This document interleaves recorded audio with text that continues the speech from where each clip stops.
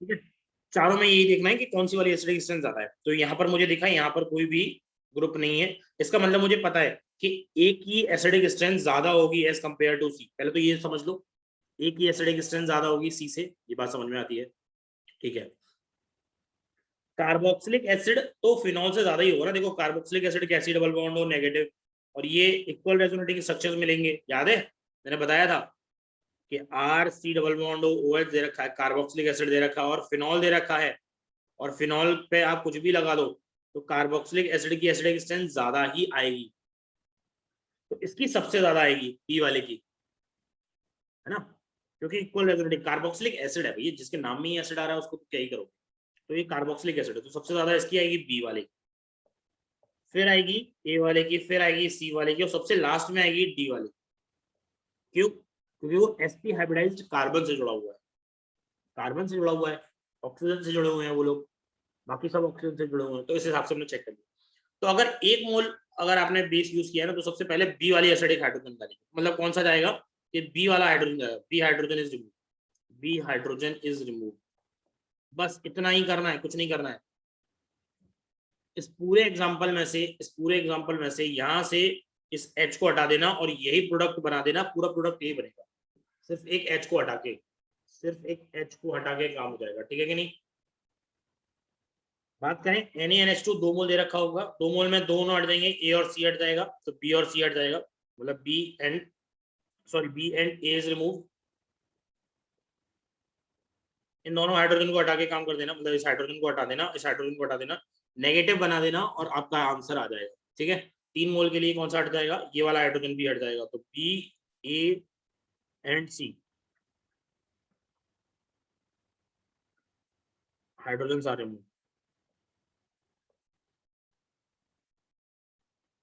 तीनों ही हाइड्रोजन आपको हटा देंगे। क्लियर हो गया ये क्वेश्चन? इसमें ऐसा कुछ था नहीं, बस एसिडिक और बेसिक स्ट्रेंथ चेक करनी थी। स्टिल बता रहा हूँ, इसमें ऐसा कुछ भी नहीं था। ठीक है, क्लियर हो गया?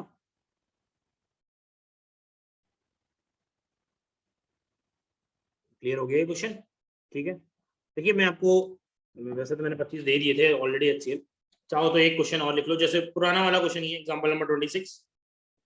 आपको RCOH दे रखा है और आपको फिनॉल दे रखा है, आपको बताना है विच वन इज मोर एसिडिक। याद होना चाहिए आपको, CH3 लगा दिया है मैंने। विच वन इज मोर एसिडिक?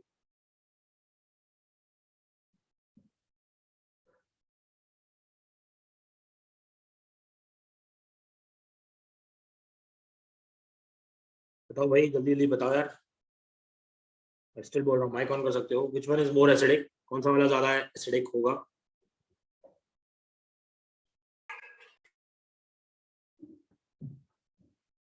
ए, है ना, ए इज मोर एसिडिक, तो पता ही है ए इज मोर एसिडिक क्यों होगा, रीजन बताओगे? जब आप इसका कॉन्जुगेट बेस बनाओगे, कॉन्जुगेट बनाओगे तो क्या बनेगा, CH3 C डबल बॉन्ड हो, ऑक्सीजन पर नेगेटिव चार्ज, और ये बन जाएगा बेंजीन और ऑक्सीजन पर नेगेटिव चार्ज। अब मुझे देखना है किस ऑक्सीजन नेगेटिव चार्ज की स्टेबिलिटी ज्यादा है।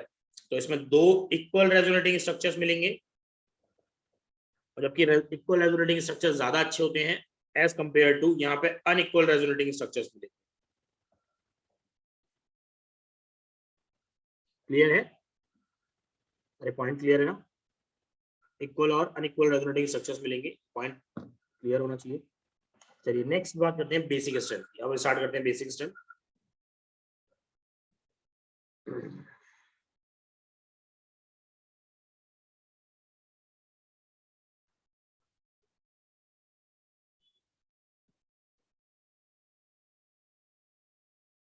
चलिए बेसिक स्ट्रेंथ चालू कर लेते हैं यार।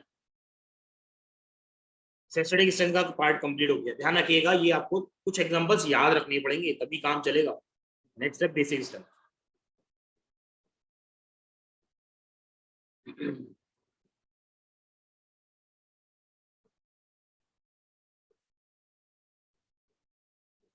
देखो, अब बेसिक स्ट्रेंथ कैसे काम करती है वो समझना चाहिए। बेसिक स्ट्रेंथ थोड़ा सा ट्विस्टेड होता है, मतलब ट्विस्ट रहता है इसमें। ऐसा नहीं है कि डायरेक्टली आपने चेक कर लिया हाँ प्लस ही लग रहा है।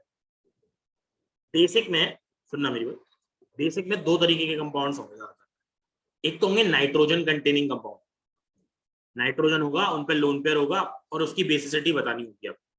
नाइट्रोजन कंटेनिंग कंपाउंड होंगे, सिंपल। दूसरे अदर ऑर्गेनिक कंपाउंड्स हो सकते हैं। Nitrogen containing compound is also organic compound, और अदर ऑर्गेनिक में जैसे कि किसी ऑक्सीजन पर नेगेटिव चार्ज है, नॉर्मल कोई दूसरे अलग तरीके के कंपाउंड दे रखे हैं, तो वो दोनों टाइप के कंपाउंड्स होंगे जिसमें कि हमें बेसिक स्ट्रेंथ चेक करनी पड़ती है। ठीक है, ठीक है। बेस होते क्या है थ्योरी के अकॉर्डिंग? दो तरीके से मैंने बेस बताए थे आपको। सबसे पहले होता है इलेक्ट्रॉन प्रोवाइडर, जो इलेक्ट्रॉन प्रोवाइड करेगा, या फिर H पॉजिटिव एक्सेप्टर, यही हो सकता है। मतलब मैं कंपेयर करूंगा ना तो इन्हीं दो से कंपेयर कर सकता हूँ, और कुछ तो कंपेयर नहीं कर सकता। ऐसा तो है नहीं उसको पानी में डालूंगा और OH मिलेंगे मुझे।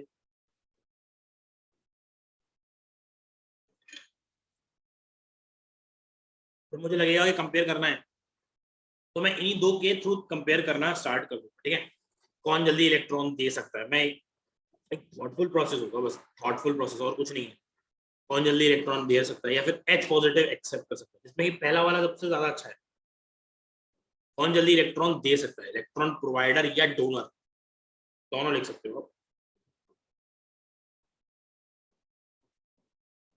इलेक्ट्रॉन डोनर, ठीक है। तो रूल्स लिख लेते हैं इसमें, मैं बता देता हूँ। बेस क्या करेगा प्रोटॉन को एक्सेप्ट करेगा, इसके पास लोन पेयर होंगे, यही अपने लोन पेयर को देगा, और एक बेस और H पॉजिटिव इस तरीके से बन जाएगा। ये बेस है तो इसका एक कॉन्जुगेट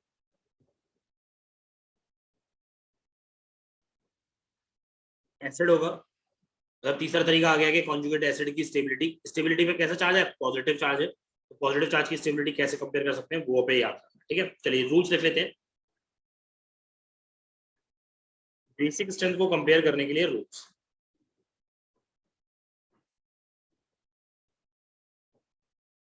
सबसे पहला पॉइंट तो यही है, compare the stability of conjugate acid, compare the stability of conjugate acid। जिस एसिड की कॉन्जुगेट स्टेबिलिटी ज्यादा, उसकी एसिडिक स्ट्रेंथ कम, तो उसका कॉन्जुगेट जो ऊपर बेस होगा ना वो ज्यादा। सिंपल सी बात है, स्टेबिलिटी ज्यादा होगी तो उसका उसका खुद का एसिडिक स्ट्रेंथ कम होगा, तो जो कॉन्जुगेट बेस बनाया है, मतलब जिससे बेस से बनाया है, उसकी बेसिसिटी ज्यादा होगी। ठीक है, सेकंड पॉइंट बहुत इंपॉर्टेंट लगता है मुझे। मतलब ये कोई रूल या फिर किसी भी तरीके से कोई फॉर्मूला नहीं है या फिर तरीका नहीं है जिससे हम कंपेयर कर सकते हैं, अपने आप ही सोचना पड़ता है। Compare the availability of lone pair, compare the availability of lone pair, ये बहुत इंपॉर्टेंट है।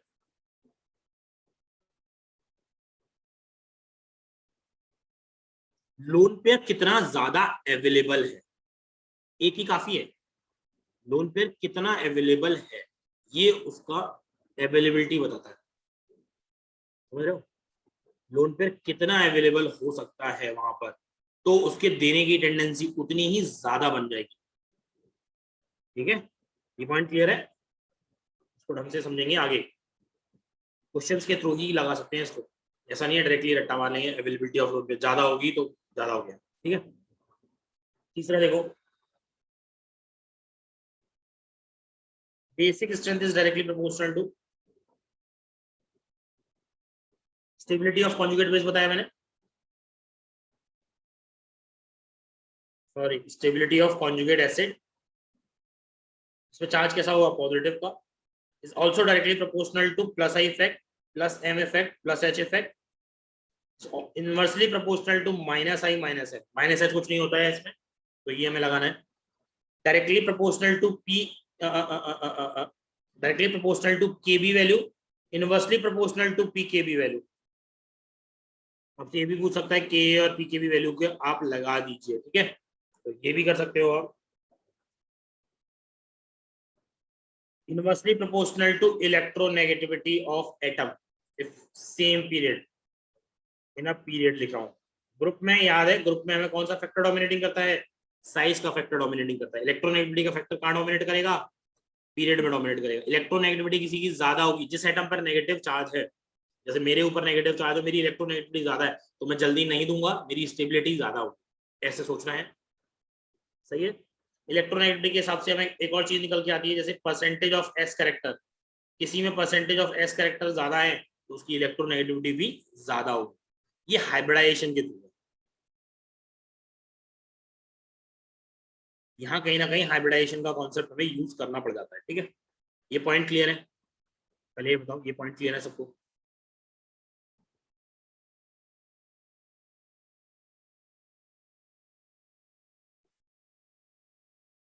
बताओ यार, ये पॉइंट्स क्लियर हैं?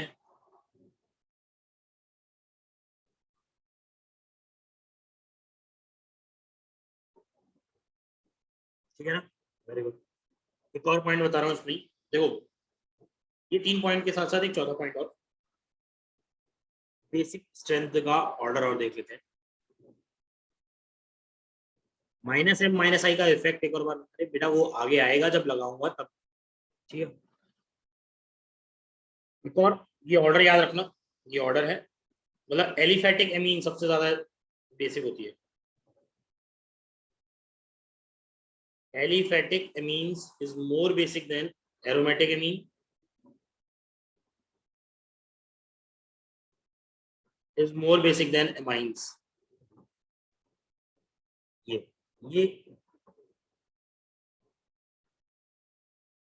इलेक्ट्रोनेगेटिविटी ज्यादा हुई तो बेसिक स्ट्रेंथ कम हो, अरे देख लेना, अभी एग्जांपल आएंगे ना, सब अपने एग्जांपल्स के हिसाब से लगा लेना सारा कुछ।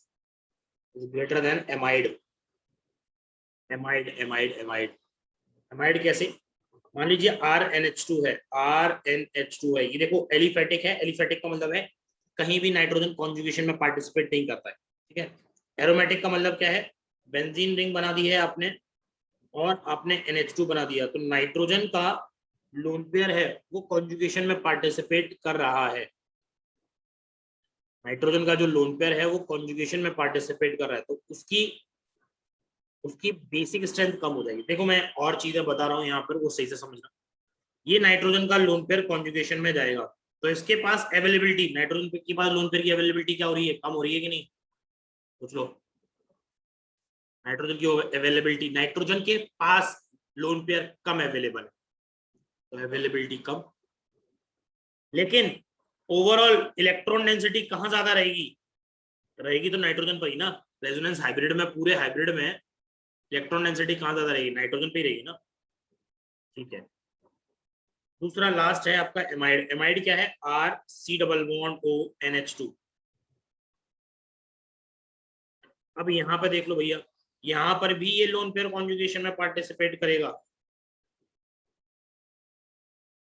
और इसके बाद रेजोनेंस होके वो कहां पर जाएगा? ऑक्सीजन पर आ जाएगा।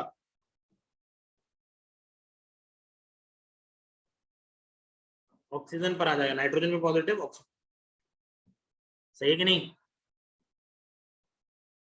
सही है। तो सर ये यहाँ वाला पर नहीं जो आया समझ में। अवेलेबिलिटी है, क्या कह रही हो निहार? इस वाले को एक बार और बता दीजिए, जो अमाइड वाला बताया ना, वो थोड़ा क्लियर नहीं है। तो एमाइड वाला ही तो बता रहा हूँ अभी, एमाइड वाला कौन सा कुछ किया है मैंने? एमाइड वाला ही तो बताया जा रहा हूँ, सुनती रहे अभी। एमाइड वाला ग्रुप है ये, एमाइड वाले ग्रुप के लिए नाइट्रोजन गया इसके पास, तो अब देखो अवेलेबिलिटी कब किस तरीके से होगी। यहाँ देखो नाइट्रोजन का पूरा लोन पेयर चला गया, तो किस पे ज्यादा डेंसिटी? ऑक्सीजन पर आ गई है, समझो, ऑक्सीजन पर आ गई है। दोनों में मोर इलेक्ट्रोनेगेटिव कौन है? नाइट्रोजन या ऑक्सीजन? ऑक्सीजन ज्यादा है, मतलब ऑक्सीजन मोर इलेक्ट्रोनेगेटिव है, हमें पता है। तो भाई जो इलेक्ट्रॉन डेंसिटी है वो ज्यादा कहाँ रहेगी? ऑक्सीजन पर रहेगी। मतलब ये इससे ज्यादा खींच के रखेगा कि भाई तू इधर रहे, मेरे पास रहे, नाइट्रोजन के पास मत रहे, है कि नहीं? इसीलिए इसकी बेसिसिटी और कम हो गई। इसमें देखो, इसी वाले एग्जांपल में इसमें क्या था? नाइट्रोजन की कॉन्जुगेशन जा रहा था तो कार्बन पे जा रहा था, और कार्बन से ज्यादा इलेक्ट्रोनेगेटिव कौन है? नाइट्रोजन खुद। तो ओवरऑल किस पे ज्यादा इलेक्ट्रॉन डेंसिटी होगी? नाइट्रोजन पर। ये फर्क है इन दोनों में। देखो तुम ये कहोगे सर दोनों में रेजोनेंस में जा रहा है, कैसे कंपेयर करेंगे? कंपेयर कर दिया मैंने, अवेलेबिलिटी ऑफ लोन पेयर सोच के। ये कॉन्जुगेशन में जा रहा है, ये ज्यादा खींचने वाला ग्रुप है, मतलब सी डबल बॉन्ड छोड़ेगा नहीं उसको, वो कहेगा तो रुक जाए, यहाँ पे ऑक्सीजन के पास नेगेटिव चार्ज जा रहा है, वो खींचेगा खूब। यहाँ कौन है, कार्बन है, जा तो कॉन्जुगेशन में रहा है, लेकिन नाइट्रोजन पर अवेलेबिलिटी फिर भी थोड़ी तो ज्यादा रहेगी एज कंपेयर टू दिस। क्यों? क्योंकि कार्बन थोड़ी ना मोर इलेक्ट्रोनेगेटिव है जो खींच लेंगे, पाई बॉन्ड के थ्रू खींच रहा है, ठीक है, कोई दिक्कत ही नहीं है। तो ओवरऑल में क्या होगा, नाइट्रोजन के पास अवेलेबिलिटी ज्यादा ही होगी। समझ में आया बेटा? सोच लो, इस तरीके से ही करना है आपको कि अवेलेबल कैसे ज्यादा है, कंपेयर उसके आसपास के ग्रुप से ही पता चलेगा। क्लियर हुआ ये? यहाँ तो रेजोनेंस में जा ही नहीं रहा है, तो वो तो धड़ल्ले से कहेगा अल्लाह कोई किसको देना दे दूंगा। समझ में आ गया ये? अरे अब समझ में आ गया कि नहीं?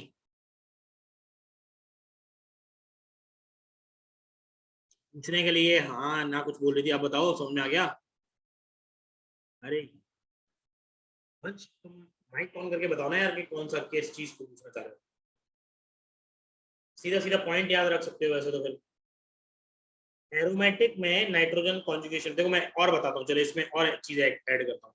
तुम ये बताओ यहाँ पे नाइट्रोजन का हाइब्रिडाइजेशन क्या होगा, यहाँ पर नाइट्रोजन का हाइब्रिडाइजेशन क्या होगा? sp2। नाइट्रोजन का हाइब्रिडाइजेशन sp2। sp2 हाइब्रिडाइजेशन क्यों आ रहा है?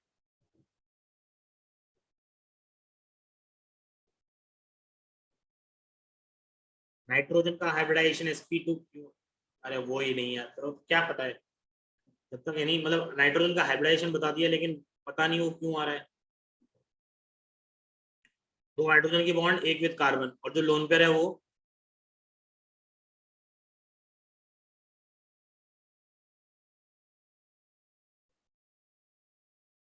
बताओ भाई, जो लोन पेयर है उसका क्या, वो कॉन्जुगेशन में चला गया, तुमने सही सही जो भी है मैं बता रहा हूँ, लोन पेयर कॉन्जुगेशन में चला गया तो this will behave as a pi electrons, this will behave as a pi electron. मेरी बात समझना, जो हाइब्रिडाइजेशन निकलता है इन दोनों के बीच में is between sp2 and sp3, in between sp2 and sp3, दोनों के बीच में होता है जो हाइब्रिडाइजेशन निकलता है एनिलीन में, that is in between sp2 and sp3, ठीक है। और यहाँ पर जो नाइट्रोजन का हाइब्रिडाइजेशन है दैट इज कंप्लीट sp2, यानी कि लोन पेयर अवेलेबल है ही नहीं, लोन पेयर की अवेलेबिलिटी बिल्कुल चली गई। एनिलीन के केस के लिए हाइब्रिडाइजेशन sp2 और sp3 के बीच, मतलब जो लोन पेयर की अवेलेबिलिटी है नाइट्रोजन पर वो ज्यादा है, इसीलिए कभी हाइब्रिडाइजेशन sp3 दिखेगा, कभी sp2, तो दोनों के बीच में बोलते हैं, इन दोनों के बीच में ही मिलेगा। अब बताओ इस पॉइंट से क्लियर हुआ चीजें? और बोलो, ये याद रखने वाला पॉइंट है, ये याद रखने वाला पॉइंट है, ये भी बता रहा हूँ, याद रखने वाला पॉइंट है,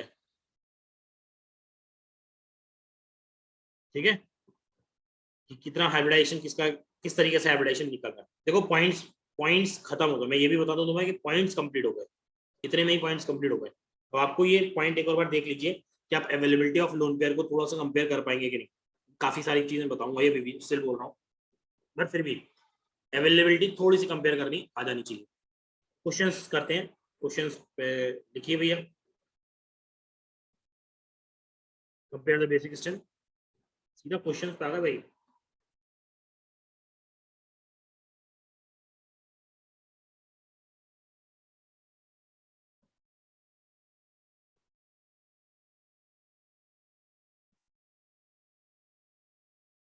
ठीक है, बेसिक स्ट्रेंथ को कंपेयर कर लेते हैं, एग्जांपल्स आपके पास आ रहे हैं, और ये आ गया example number first.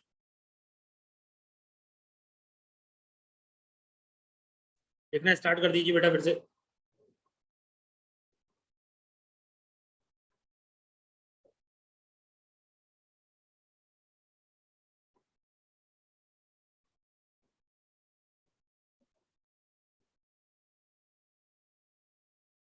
Compare the basic strength.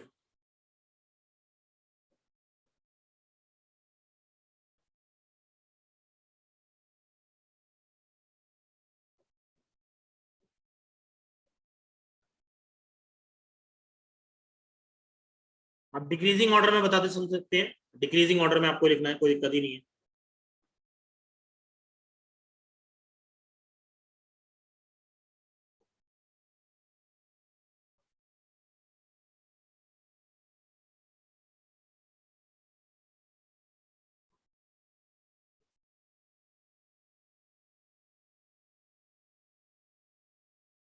हाँ भाई बताओ, पहले वाले का तो आंसर बताओ, क्या बैठे हुए हो बस, पहले वाले का आंसर बताओ।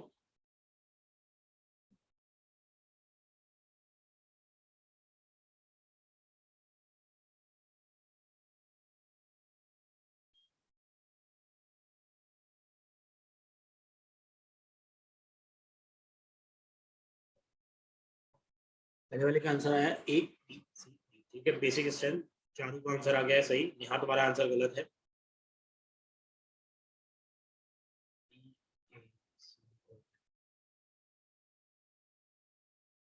बिल्कुल बिल्कुल बिल्कुल, ओम सही है, रफा सही है।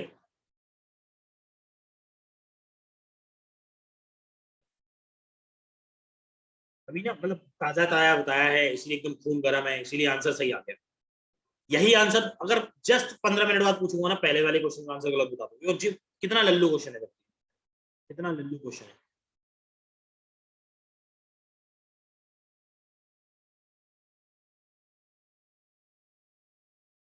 आंसर क्या आ रहा है, A B C D, very good. आपको पता है फ्लोरीन की ये जो सेम पीरियड के एलिमेंट्स हैं, तो यहाँ पे electronegativity is dominating over size. Fluorine पर नेगेटिव चार्ज मोर स्टेबल, ये मोर स्टेबल है, देखो मैं बोल रहा हूँ ये मोर स्टेबल है, तो ये जल्दी अपना नेगेटिव चार्ज नहीं देगा, जल्दी नहीं देगा नेगेटिव चार्ज, इसका मतलब क्या है, लेस बेसिक, लेस बेसिक, मोर बेसिक। CH3 पर नेगेटिव चार्ज है वो बहुत ज्यादा बेसिक होगा, तो देखिए ये रहा, मतलब कि नाइट्रोजन पर नेगेटिव चार्ज और ऑक्सीजन पर नेगेटिव चार्ज, नाइट्रोजन का नेगेटिव चार्ज ज्यादा बेसिक होगा, समझ लेना। NaNH2 is more basic than NaOH, NaOH से ज्यादा बेसिक होगा। ऐसा नहीं है दिमाग में बस एक ही बेसिसिटी का ऑर्डर लगा हुआ हो। चलिए सेकंड वाला बताइए फटाफट से, सेकंड वाला बताइए, what will be the order, basicity का ऑर्डर।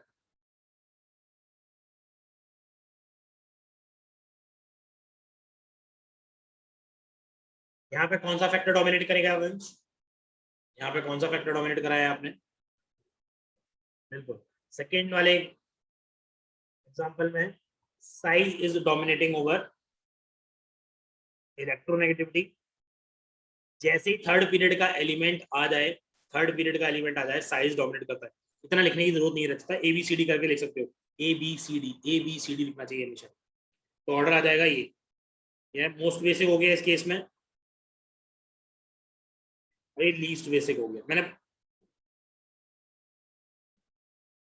लेस बेसिक मैंने पहले भी बता चुका हूँ, चाहो तो आप क्या करो, इसका कॉन्जुगेट बना लो, कॉन्जुगेट बनाओगे ये HI बनेगा, इसका कॉन्जुगेट बनाओगे HF बनेगा। HI is a strong acid, तो weak conjugate base, strong acid weak base,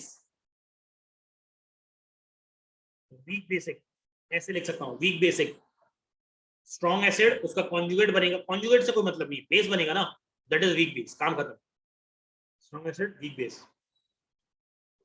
हाँ भाई, अब अपने रेल बनाओ, थर्ड वाला देखो, फोर्थ वाला देखो।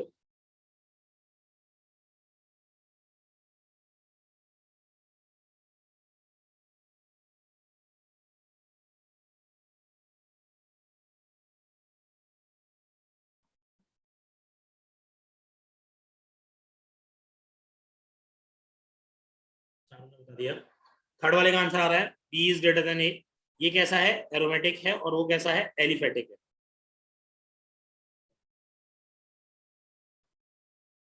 एरोमेटिक है और दूसरा एलिफेटिक। नेक्स्ट फोर्थ वाले का आंसर बताएं।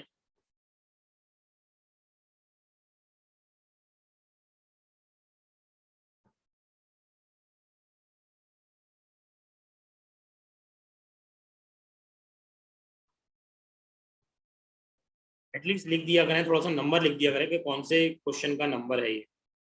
अगर दो ही हैं तब तो लिख देना चाहिए, जैसे कि फोर्थ में दो हैं, थर्ड में दो थे, तो मेरे को पहचान में नहीं आता कि कौन सा आंसर बता रहे हैं। अगर तुमने ए भी बताया, फोर्थ का ये मुझे दिख रहा है, अनुकूल ए, ठीक है। चारू तुम्हारा सही है, वंश तुम्हारा भी सही है। रीजन बताओगी चारू, रीजन बताओ, फोर्थ वाले का आंसर ये आ रहा है, रीजन। सर जो ए वाला फिगर है वो पार्टिसिपेट नहीं करेगा लोन पेयर रेजोनेंस।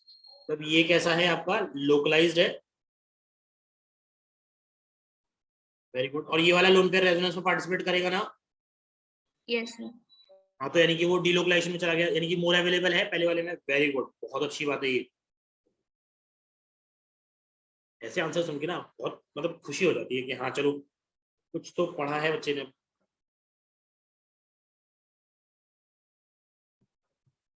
फिफ्थ वाला,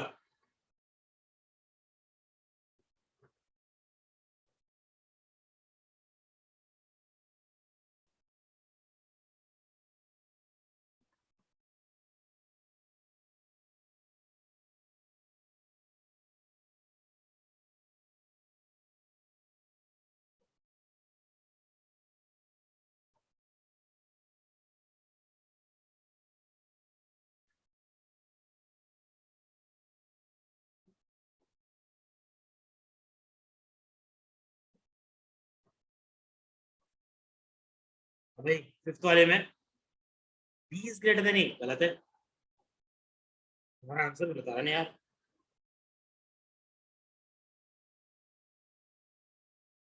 फिफ्थ वाले का A is greater than B. Very good, A is greater than B आएगा। प्रखर बताओगे क्यों है A is greater than B? Reason क्या चीज है ए और बी में डिफरेंस कर रही है? अरे माइक ऑन करिए जल्दी से बताओ। यस सर, माइक ऑन करके बोल रहा हूँ। बोल बोल बोल बोल। सर ये दोनों एक हाइड्रोजन प्लस एक्सेप्ट करे तो उन पे पॉजिटिव चार्ज आएगा नाइट्रोजन पे, तो ठीक है, और आगे बढ़ो। फिर ऑक्सीजन जो सेकंड कंपाउंड है वो माइनस आई इफेक्ट देगा से। बस तुम्हें ही काफी है। तुम्हें यहाँ डायरेक्टली माइनस आई इफेक्ट लिख दे रहा हूँ ना, ऑक्सीजन का माइनस आई इफेक्ट लगेगा। जरूरी क्या है मुझे पॉजिटिव लगाने से? मैं तो पहले ही सोच के बैठा हूँ कि ऑक्सीजन की वजह से माइनस आई लगेगा तो इसकी बेसिसिटी पहले ही कम हो जाएगी, काम खत्म, है कि नहीं? बात तो एक ही है, तुम पॉजिटिव चार्ज लगा के कर रहे हो, मैं बिना उसके इफेक्ट को सोच के कर ले रहा हूँ। क्या भाई इसका इफेक्ट ही माइनस आई है। चलो कोई बात नहीं, बढ़िया काम किया। सिक्स वाले का आंसर बताइए। सिक्स वाले का सोचिए।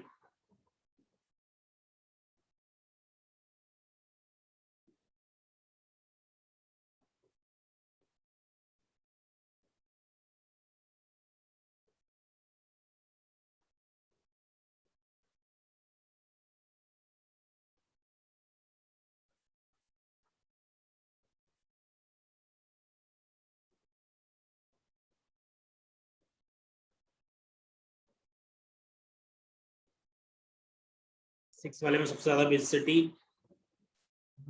सही है अनुकूल? कौन सा नहीं आ रहा तुमको?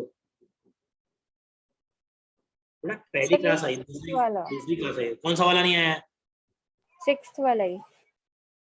सिक्स वाला नहीं? अरे तो सिक्स वाला नहीं आया तो वो तो मैं बताऊंगा ना, अभी पहले देख तो ले। कोई बात नहीं है, तुम्हें नहीं आ रहा है, तुम पहले तो ये देखो ना। तो मैं अभी फोर्थ वाला भी कंपेयर किया है, सेम फोर्थ वाले टाइप का है। सही है आंसर। वंश तुम्हारा आंसर गलत आ रहा है। अगर सही है आंसर कोई दिक्कत नहीं, नंबर लिखने की अब जरूरत नहीं पड़ेगी क्योंकि अब तो किसी में दो एग्जाम्पल है, किसी में तीन है, तो अपने आप ही दिख जाते हैं। तो मैं जब एक साथ दो के स्टार्ट लिख दिया तब कोई दिक्कत नहीं है, मैं देख रहा हूँ। सिक्स वाले का आंसर सही है। देखो भाई सिक्स वाला चेक कर लेते हैं। सिक्स वाला कैसे आया? इसका तुम्हें पता ही है इन दोनों में क्या क्या होने वाला, मतलब पहले और दूसरे में पता है। इसका लोकलाइज्ड है, लेकिन हाइब्रिडाइजेशन क्या है इसका? नाइट्रोजन का sp2। इस नाइट्रोजन का हाइब्रिडाइजेशन क्या है? sp3। और इसके तो लोन पेयर चले गए ना भैया, चाहे हाइब्रिडाइजेशन कुछ भी हो, लोन पेयर ही नहीं है। तो यहाँ हाइब्रिडाइजेशन sp3, इलेक्ट्रोनेगेटिविटी sp3 की कम होती है तो जल्दी दे देगा, दे जल्दी देगा, बेसिसिटी ज्यादा। सी, फिर ए, और फिर आएगा बी। ये ऑर्डर आएगा। sp3 इलेक्ट्रोनेगेटिविटी उसकी कम। दोनों में लोन पेयर है, इसका भी लोकलाइज्ड है, इसका भी लोकलाइज्ड है, कहीं भी डीलोकलाइज्ड हुआ ही नहीं। लेकिन दोनों में डिफरेंस है। डिफरेंस क्या है कि sp3 और sp2 हाइब्रिडाइजेशन की वजह से डिफरेंस है।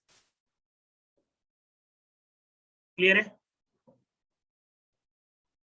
क्लियर है बेटा? सब लोगों को क्लियर है?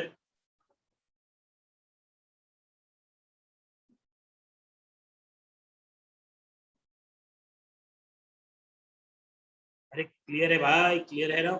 ठीक है, सेवेंथ वाला निकालिए।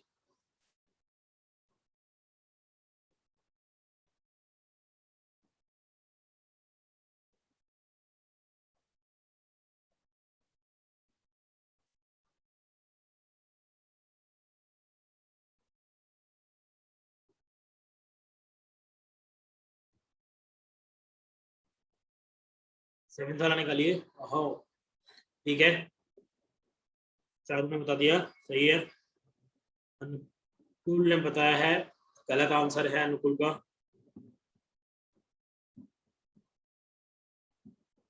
तुम्हारा भी ठीक है वंश, वेरी गुड।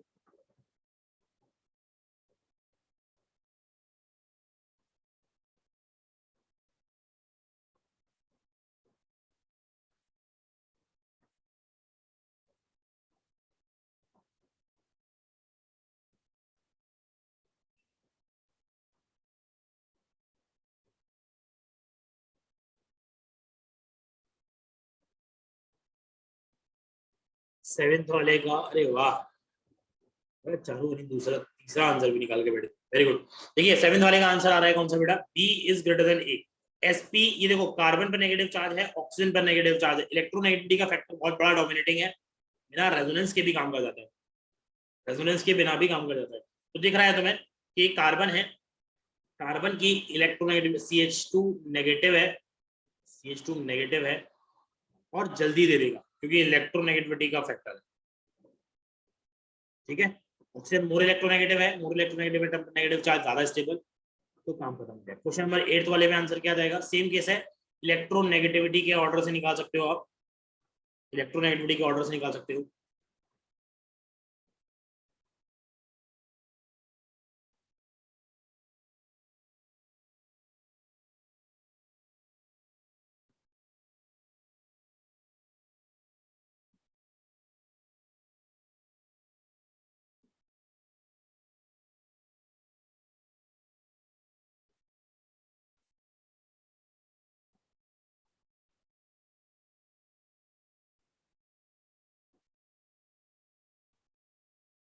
हाँ भाई, 8th वाले का आंसर आ रहा है, सबसे ज्यादा होगा सी, फिर होगा बी, फिर होगा ए। रीजन में क्योंकि इसका हाइब्रिडाइजेशन अगेन sp है, इसका हाइब्रिडाइजेशन sp3 है और इसका हाइब्रिडाइजेशन sp2 है, तो इसका मतलब तीनों का हाइब्रिडाइजेशन अलग अलग दिख रहा है हमें। इलेक्ट्रोनेगेटिविटी का फैक्टर sp की इलेक्ट्रोनेगेटिविटी सबसे ज्यादा, फिर उसके बाद कम, फिर उसके बाद सबसे कम, जल्दी देने की टेंडेंसी होती है, ठीक है। Now which one is more basic, 9th वाले में बताइए।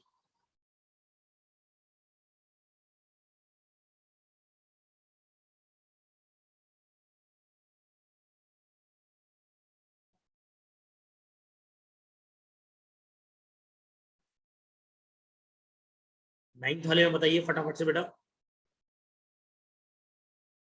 प्लीज मोर बेसिक लिख रही है नेहा, ठीक है, तो लिया। और कोई,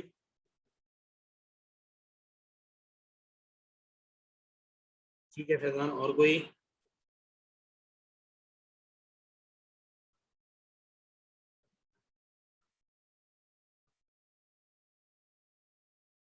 बस 3 ही लोग आंसर बताने वाले हैं, चारों तुम नहीं बताओगे, आ नहीं रहा होगा।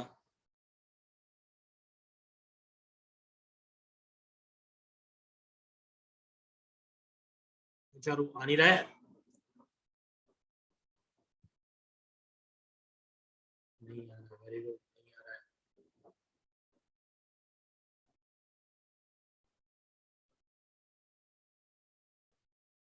हाँ भाई, इसका आंसर आ रहा है, जिन लोगों ने निकाला है वो बता दो मेरे को इसका आंसर। मितुल तुम बताओगे,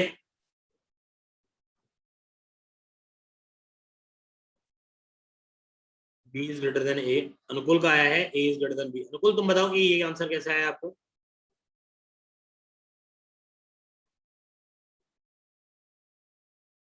अनुकूल अनम्यूट कर सकते हो तो अनम्यूट करके जल्दी से बता दो, ए इज ग्रेटर देन बी बोल रहे हो तो ये आंसर कैसे आ रहा है तुम्हारा।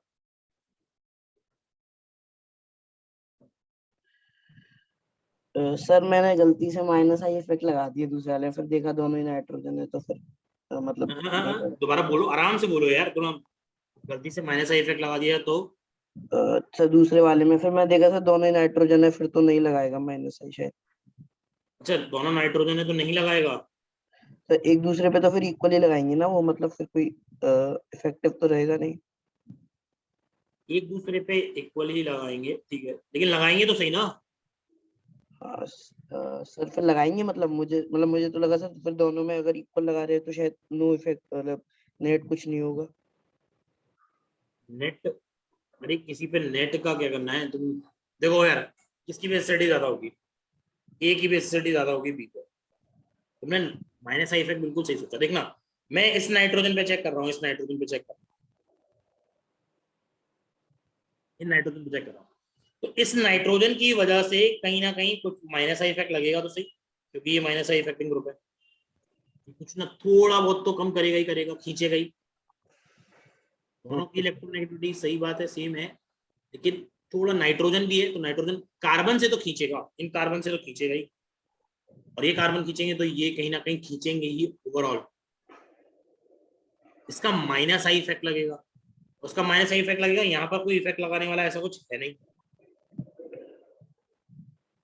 यहाँ कोई ऐसा इफेक्ट है नहीं, तो इसकी बेसिसिटी थोड़ी सी ज्यादा मिलेगी एज कंपेयर टू दिस। अच्छा, कोई ऐसा नहीं है कोई ये कहे कि इसमें दो लोन पेयर है, कोई नहीं ऐसा। सर इसीलिए मैंने इसको बेसिक ज्यादा पिक किया था, क्योंकि इसमें लोन पे ज्यादा है। अच्छा, एक बात बताना, कोई बेस होता है तो उस पर लोन पेयर ज्यादा होते हैं तो उसकी बेसिसिटी बढ़ सकती है क्या? बेसिसिटी की डेफिनेशन होती है इलेक्ट्रॉन पेयर डोनर। अगर दो होंगे तो क्या चार डोनेट कर देगा? कैसे मतलब चार इलेक्ट्रॉन डोनेट कर देगा क्या? करेगा तो एक ही ना। और बेसिसिटी किसी एटम की प्रॉपर्टी होती है ना, किसी मॉलिक्यूल की प्रॉपर्टी तो नहीं होती है कि इस पूरे मॉलिक्यूल में दो लोन पेयर हैं तो दोनों लोन पेयर डोनेट करा दो, ऐसा क्या मतलब है? अगर ये डोनेट करेगा तो इसकी बेसिसिटी कंपेयर होगी नाइट्रोजन की, अगर ऊपर वाला डोनेट करेगा तो इस वाली नाइट्रोजन की बेसिसिटी कंपेयर होगी कि इस पे लोन पेयर की अवेलेबिलिटी ज्यादा है कि नहीं। पॉइंट ये भी तो होता है ना। देखो मैं तुम्हें इसी पे ही एग्जांपल पे, तुमने ये इस पे क्यों नहीं बोला? क्यों? क्योंकि मैंने इस पे लोन पेयर दिखाई नहीं, इस वजह से। ये भी तो कह सकते थे, अरे ऑक्सीजन पे दो दो लोन पेयर है, या नाइट्रोजन पे एक ही लोन पेयर है, या ऑक्सीजन में दो लोन पेयर है। तुम कहो कि सर ऑक्सीजन की लोन पेयर बेसिसिटी ज्यादा है, भाई कहां से? पहले तो नाइट्रोजन और कंपेयर तुम किसी में भी कर सकते हो, कोई फर्क नहीं पड़ता मुझे, कंपेयर किसी में भी करो। तुम नाइट्रोजन और ऑक्सीजन की बोलते तो मैं तो कहता भाई ऑक्सीजन की इलेक्ट्रोनेगेटिविटी ज्यादा है, नाइट्रोजन की इलेक्ट्रोनेगेटिविटी कम है, तो इन दोनों में तो ये ज्यादा बेसिक है, ऑब्वियस ही बात है। और फिर अब तुम्हें इन दोनों में कंपेयर करना है, क्यों? क्योंकि ये दोनों एक सेम जैसे दिख रहे हैं। तो नाइट्रोजन की इसकी वजह से थोड़ी और कम हो गई, तो वो माइनस लगा रहा है, खींच रहा है, तो अवेलेबिलिटी कम हो गई, तो इस वजह से बेसिसिटी ज्यादा है। क्लियर हो गया ये पॉइंट? क्लियर हो गया? किसी को ये नहीं सोचना है कि अगर मॉलिक्यूल पे नहीं दो लोन पेयर आ रहे हैं, एटम पे भी दो लोन पेयर आ रहे हैं, वो मतलब नहीं है।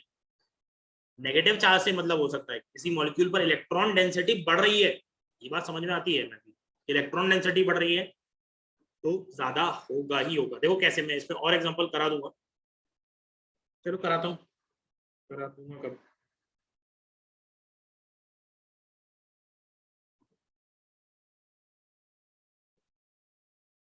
Which one is more basic?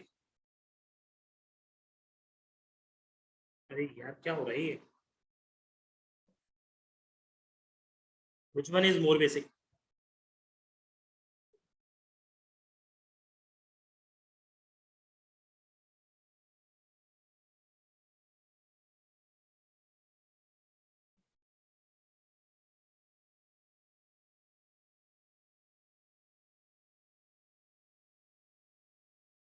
ये अभी कहाँ से भैया? ये नाइट्रोजन पे दो लोन पेयर हैं, नेगेटिव चार्ज है यार।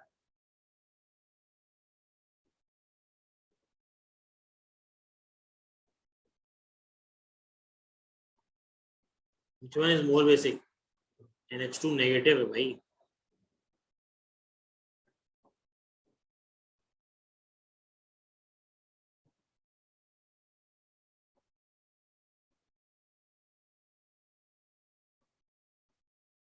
A is more basic than B, obvious सी बात है, नेगेटिव चार्ज है। A is more basic than B. A is more basic than B, बहुत सिंपल सी बात है, A is more basic than B.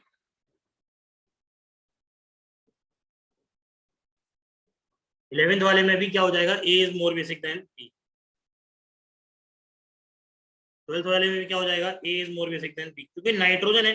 देखो इसमें तो मुझे दिख रहा है negative charge is more stable than, मतलब negative charge is more electron density than neutral. इसमें क्या है? इलेक्ट्रोनेगेटिविटी का फैक्टर आ जाएगा। इलेक्ट्रोनेगेटिविटी का फैक्टर क्यों आ जाएगा? कि नाइट्रोजन जल्दी यानी नाइट्रोजन पे यानी कि इलेक्ट्रॉन जल्दी दे देगा एज कंपेयर टू ऑक्सीजन, दोनों न्यूट्रल हैं इस वजह से। फिर अगेन लगा रहा हूँ इतना एक और,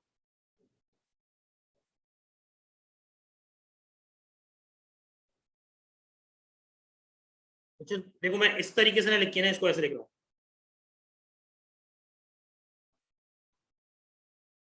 विच इज मोर बेसिक 13 वाला।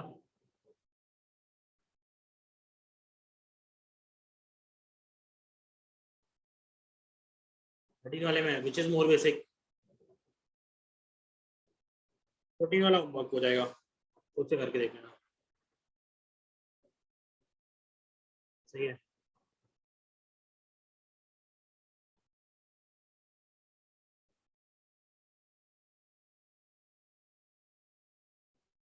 हाँ भाई 13 वाले में कौन सा हो जाएगा, ए, नाइट्रोजन पर नेगेटिव चार्ज आएगा, ऑक्सीजन पर नेगेटिव चार्ज आएगा, नाइट्रोजन पर नेगेटिव चार्ज जल्दी दे देगा तो ये हो जाएगा, तो यानी कि ए इज ग्रेटर देन बी।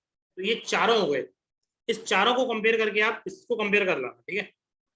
आप तो कंपेयर कर सकते हो यार, सब कुछ कंपेयर कर सकते हो एक दूसरे में अपने आप ही, तो ये भी कंपेयर करके ले आना तो तुम्हें और एनालाइज हो जाएगा कि इसमें किस तरीके से काम चल, ठीक है, किस तरीके से करना भी चाहिए। नेक्स्ट आगे बढ़ो, नेक्स्ट लिखिए एक नोट,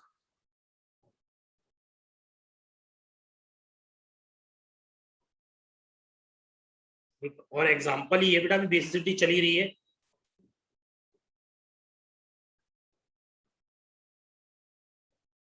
नोट में है यूनाडाइन, कि यूनाडाइन बोलते हैं वैसे तो, यूनिडाइन भी बोल सकते हैं, यूनाडाइन बोलते हैं वैसे, यूनाडाइन स्ट्रक्चर। देखो ये फॉर्मूले का नाम है, जैसे अमोनिया होता है NH3 का, वैसे ये गुनाडाइन स्ट्रक्चर। ये एक तरीके से most basic organic nitrogenous organic compound, nitrogen containing organic compound या nitrogenous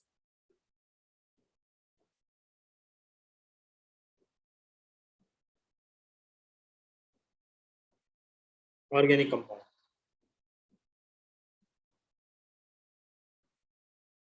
most basic nitrogenous organic compound है, नाइट्रोजन कंटेनिंग कंपाउंड में सबसे ज्यादा बेसिक कंपाउंड ये मिलता है। देखो अभी तक हमने ज्यादातर नाइट्रोजन कंटेनिंग कंपाउंड ही देखे हैं, तो मैं ये भी बता दूं इसमें ज्यादातर एग्जांपल नाइट्रोजन कंटेनिंग कंपाउंड्स पर ही आते हैं।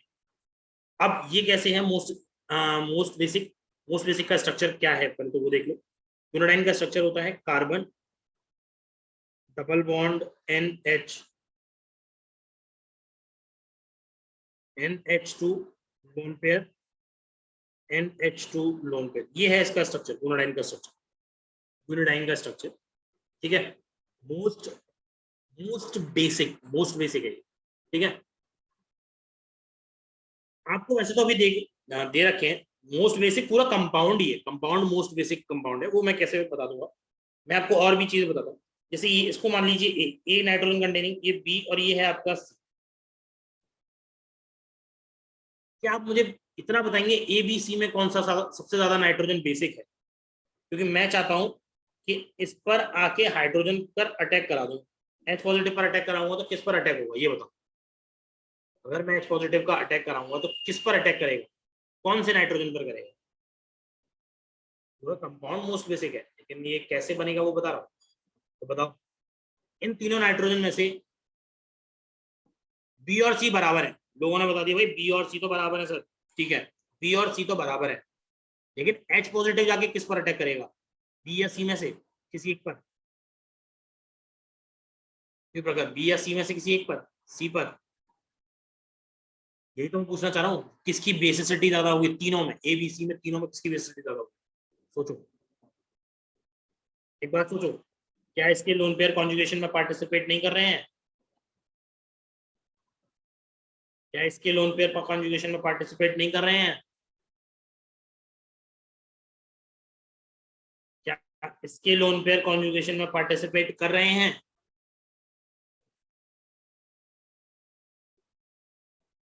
No. Which one is more basic? ये लोकलाइज्ड है,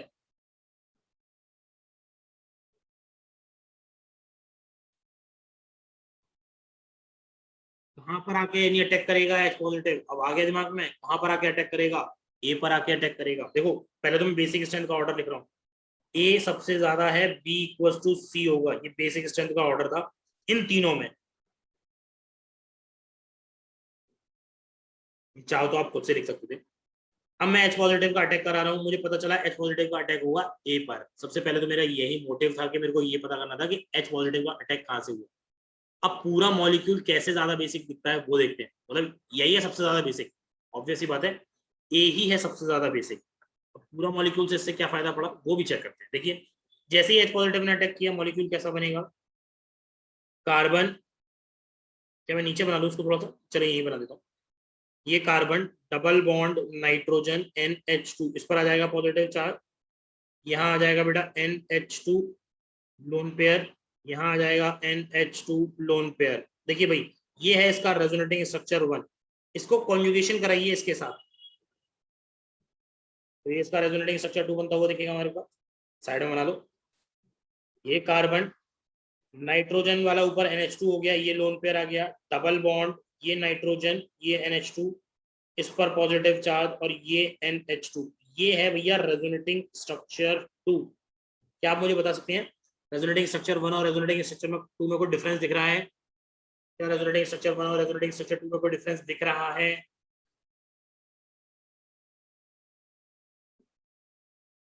क्या रेजोनेटिंग स्ट्रक्चर 1 और रेजोनेटिंग स्ट्रक्चर 2 में कोई डिफरेंस दिख रहा है आपको? नहीं। कैसे स्ट्रक्चर हैं ये, कैसे स्ट्रक्चर हैं, कैसे रेजोनेटिंग स्ट्रक्चर हैं? They are equal resonating structures, equal resonating structure. और इक्वल रेजोनेटिंग स्ट्रक्चर्स की स्टेबिलिटी क्या करती है, बढ़ती है। अभी तो एक और बनेगा यार, देखो इधर वाले को भी करा सकते हो,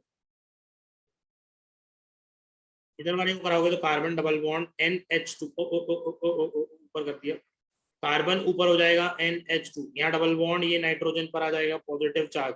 इसी से तो फायदा हुआ है भाई, इसी वजह से तो फायदा हुआ है। क्यों? क्योंकि 3 इक्वल रेजोनेटिंग स्ट्रक्चर्स ऑब्टेन हो रहे हैं, 3 equal resonating structures are obtain. अरे यार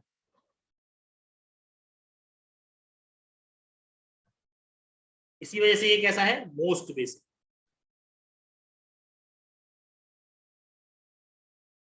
लॉजिक समझ में आ गया? देख लो रीजन समझ में आ गया कैसा है, मोस्ट बेसिक। बेसिक स्ट्रेंथ का ऑर्डर दिमाग में रखना बेटा, किसका बेसिक स्ट्रेंथ ज्यादा दिख रहा है हमें। पॉइंट नोट कर लीजिए जल्दी से, नोट कर लीजिए, नोट कर लीजिए जल्दी से।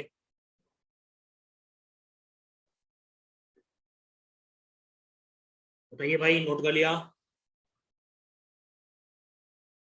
अरे नोट हो गया, यस सर। Very good. आगे बढ़े, कितने क्वेश्चन हो गए थे देख लो, टोटल 14 हुए थे। आगे बढ़ते हैं, ये आपका एक तरीके से 15th वाला एग्जाम्पल ही है, ये नोट में लिखवा दिया है लेकिन ये एग्जाम्पल ही है, एग्जाम्पल नंबर 15। ठीक है, चलिए आगे बढ़ते हैं एग्जाम्पल नंबर 16 पर। अभी तो क्वेश्चंस की भाई देखते चलो, बेसिक है, आपको कंपेयर करना आ गया, स्ट्रक्चर पहचानना भी आना चाहिए।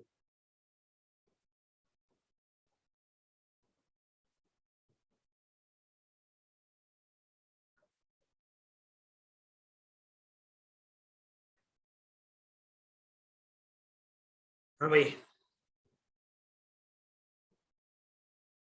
ये दे रखा है ए, ये दे रखा है बी और ये दे रखा है आपको सी। इन तीनों में बेसिसिटी का ऑर्डर चिपकाइए।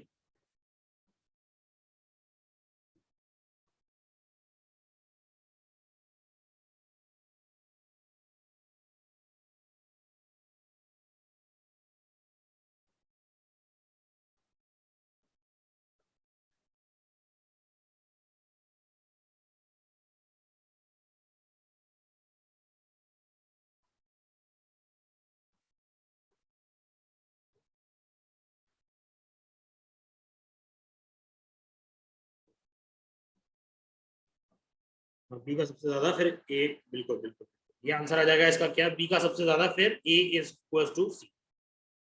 समझ गए हो? ये यूनिडाइन टाइप का ही स्ट्रक्चर, पॉइंट है इसके टाइप है, मतलब बना के कुछ भी दे सकते हैं, टाइप है, सिर्फ टाइप है। क्लियर है ना? वो होता कि मतलब ये भी कर सकते थे कि सिर्फ यही दोनों दे देते और इसको कार्बन की फॉर्म में कन्वर्ट कर देते, मतलब इसको ऐसे कार्बन की फॉर्म में कन्वर्ट कर देता, इन दोनों में पूछता कि बताइए इन दोनों में कौन सा है, तो वहां पे 2 इक्वल रेजोनेटिंग स्ट्रक्चर आते, उसमें क्या फर्क पड़ने वाला है? है कि नहीं? 17 वाला होमवर्क में बेटा, अब होमवर्क लिख लो यार, थोड़ा बहुत पढ़ा दिया, अब तो होमवर्क लिख लेना चाहिए यार। 17 वाला होमवर्क में, क्वेश्चन नंबर 18 भी होमवर्क में ही है।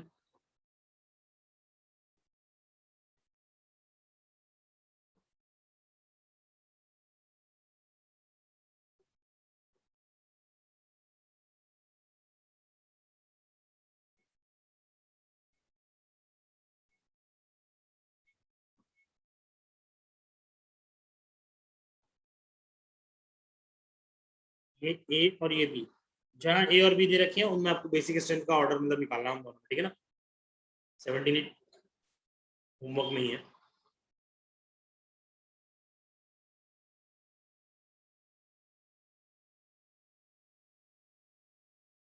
सर 17 होमवर्क है कि नहीं है? बेटा 17 होमवर्क है, देखो ऊपर HW लिखा हुआ है। 17 होमवर्क है, 18 भी होमवर्क है, 19 भी होमवर्क है, सब होमवर्क में ही आ रहे हैं अभी आगे। जो लिखवा रहा हूँ वो सब होमवर्क में।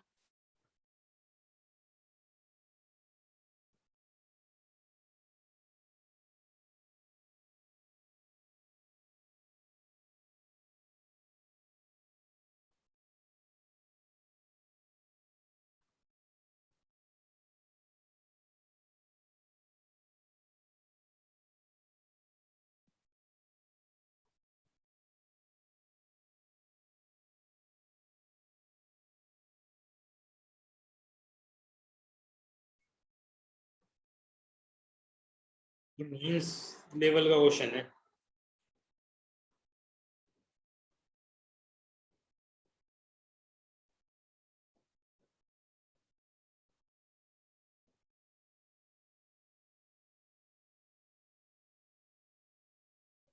ठीक है, नोट कर लिया होगा। 17, 18, 19 और 20।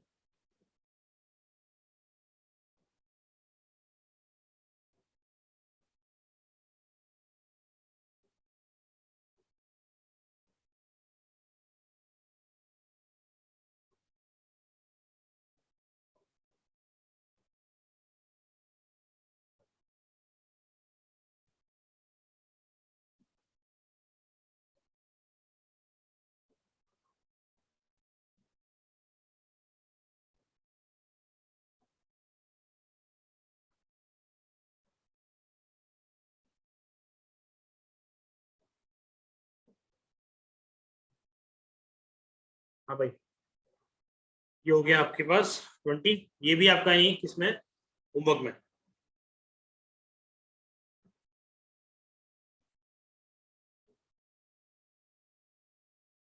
बेसिसिटी का कॉन्सेप्ट थोड़ा सा लेंदी भी है, चीजें समझना, देखना, क्लियर करना बहुत आसान नहीं है, इसमें ऑब्जर्व करना पड़ता है कैसे काम होगा। नोट कर लिया ये, आगे बढ़ो।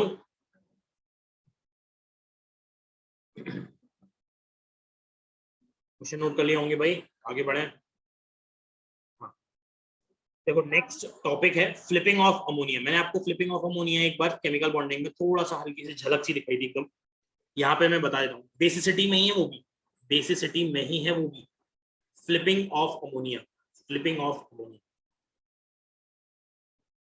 नेक्स्ट हेडिंग लगाइए, flipping of ammonia.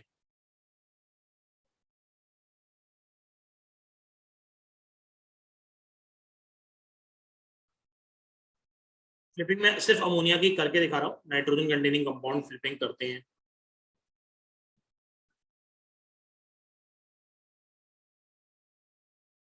Flipping of ammonia या flipping of lone pair of nitrogen, bracket में लिखता हूँ।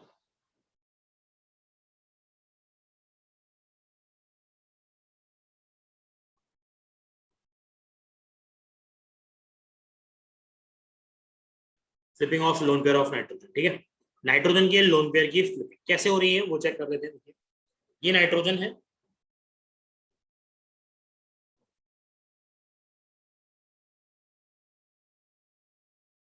ये आपको दे रखा है।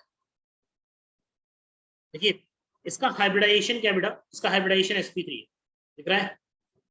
लोन पेयर है, 3 ग्रुप हैं, 3 एटम्स हैं, तो इसका हाइब्रिडाइजेशन sp3, क्लियर है कि नहीं? ये मैंने ट्राइगोनल पिरामिडल बनाई है ज्योमेट्री लोन पेयर के हिसाब से। बताओ भाई ये दिख रहा है, समझ में आ रहा है कि नहीं? sp3 है, इसमें किसी को दिक्कत है? पहले तो ये बताओ क्या ये कायरल सेंटर की तरह बिहेव कर सकता है कि नहीं? पहले एक बात बताइए, क्या ये कायरल सेंटर की तरह बिहेव कर सकता है? अरे भाई कायरल सेंटर, हाँ ये कायरल सेंटर की तरह बिहेव कर सकता है, क्योंकि मैंने तीनों ग्रुप क्या कर दिए हैं, अलग अलग लगा दिए। आपको बता रहा हूँ ये कायरल सेंटर की तरह बिहेव कर सकता है, क्योंकि मैंने तीनों ग्रुप लगा दिए। अभी बात सुनना, मेरी बात समझना क्या है। आपसे पूछेगा एक ये डायग्राम बना के और दूसरा डायग्राम बना देगा ऐसे, मतलब ये लोन पेयर एक टाइम पे तो ऊपर की तरफ था, मतलब ये यहाँ है, ये लोन पेयर ऊपर से नीचे की तरफ आएगा और ये तीनों बॉन्ड ऐसे करके ऊपर जाएंगे, लोन पेयर नीचे की तरफ आएगा, दैट इज कॉल्ड फ्लिपिंग। एक बार ऊपर है लोन पेयर, फिर नीचे आ गया, ऊपर है नीचे आ गया, टेट्राहेड्रल। तो देखना कैसे बन जाएगा। ये दूसरा पॉइंट इसका ये बन जाएगा, नाइट्रोजन पे लोन पेयर, फिर एक जगह हो जाएगा आपका टी, यहाँ ऊपर हो जाएगा डी, और यहाँ हो जाएगा आपका एच, और लोन पेयर यहाँ आ गया भैया। हाइब्रिडाइजेशन स्टिल sp3 ही है। आपसे ये पूछेगा बताइए ये कौन से टाइप के आइसोमर्स हैं एक दूसरे के। आपसे ये पूछेगा क्या ये ऑप्टिकल आइसोमेरिज्म शो कर रहे हैं? तुम कहोगे हाँ कर दो, ऑप्टिकल आइसोमेरिज्म हो रही है। एक बार लोन पेयर ऊपर, एक बार लोन पेयर नीचे, लोन पेयर ग्रुप वाला क्या हो गया, इंटरचेंज, निकाल लो, है कि नहीं? तुम तो कहोगे एनाइसोमर्स हैं, यही तो बोलोगे, क्या हो गया एनाइसोमर्स होंगे ये। ऐसा कह रहा है यस ये एनाइसोमर्स हैं, लग रहे हैं हमें। और ये रूम टेम्परेचर पर हो रहा है भाई काम, एट रूम टेम्परेचर पर। मेरी बात समझना, यहाँ पर भी हाइब्रिडाइजेशन sp3 है, बट ये एनाइसोमर्स नहीं है। क्यों? अवेलेबल एनर्जी रूम टेम्परेचर पे कितनी होती है? रूम टेम्परेचर पे कितनी अवेलेबल एनर्जी होती है?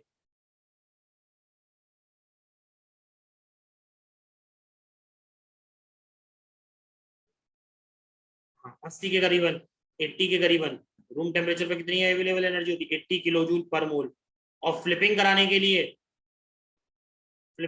लिए अप्रोक्सीमेटली एनर्जी चाहिए होती है 60 किलो जूल पर मोल के हिसाब से। बताना अपने आप हो जाएगा कि नहीं? ये फ्लिपिंग अपने आप हो जाएगी कि नहीं? हाँ।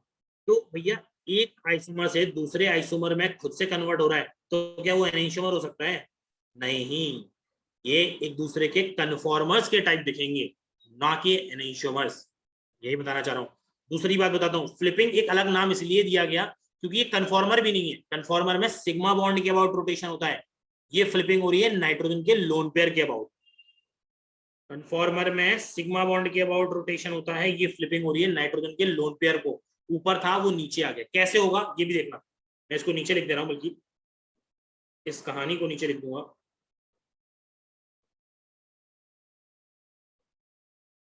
ठीक है, आओ ऊपर देखते हैं। ये इससे कन्वर्ट हुआ है, दूसरे वाले में गया है, ये यहां से गया होगा ना, तो बीच में पता है कैसी कलाकृति बनी होगी, कुछ ऐसा बना होगा। नाइट्रोजन होगा एक बीच में, ये टी, ये डी, और ये होगा एक एच। बोलो ऐसे बनेगा कि नहीं? और ये जो एक ऑर्बिटल होगी इसमें होगा लोन पेयर। समझ जाओ भाई, ये रहा, ये जो ऑर्बिटल होगी इसमें होगा लोन पेयर। बताओ होगा कि नहीं? अरे यही बनेगा कि नहीं? इससे इधर जाने में जब लोन पेयर एक टाइम पे ऊपर होगा, ऊपर से जब लोन पेयर नीचे की तरफ जाएगा तो तीनों एक बार बीच में तो आएंगे, इंटरमीडिएट तो कभी दिखेगा कि नहीं?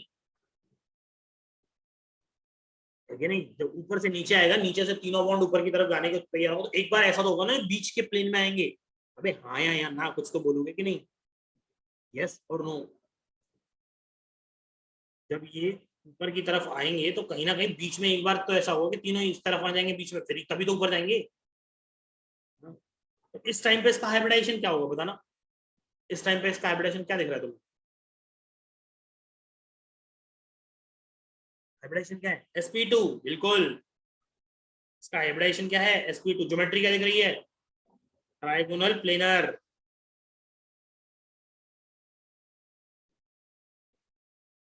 यही तो कहानी है भैया, ट्राइगोनल प्लेनर है इसकी ज्योमेट्री। पता है ये कुछ ऐसा दिखेगा फ्लिपिंग करते समय ना, ये इसका इस तरीके से आपको ग्राफ दे रखा होगा फ्लिपिंग का, देखो ये रहा, ये ग्राफ कुछ ऐसा दिखेगा, ये इधर से गया और ये इधर ही लौट आया। दोबारा बना रहा हूँ ग्राफ सही से।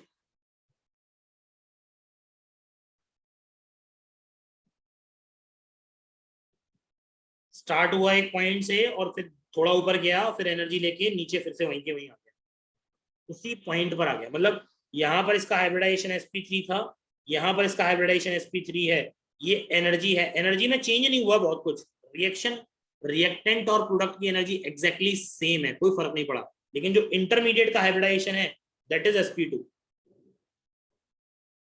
That is sp2। इंटरमीडिएट का हाइब्रिडाइजेशन है वो कैसा है, sp2 हुआ था बीच में, ये इसके रिएक्शन कोऑर्डिनेट है बीच में, मैं इसको उधर लगता हूं, ये है रिएक्शन कोऑर्डिनेट, मतलब जो भी रिएक्शन कोऑर्डिनेट्स होंगे आप ले लो, प्रेशर ले लो, टेम्परेचर ले लो, जिसके बीच में ग्राफ बनाना चाहते हो वैसे।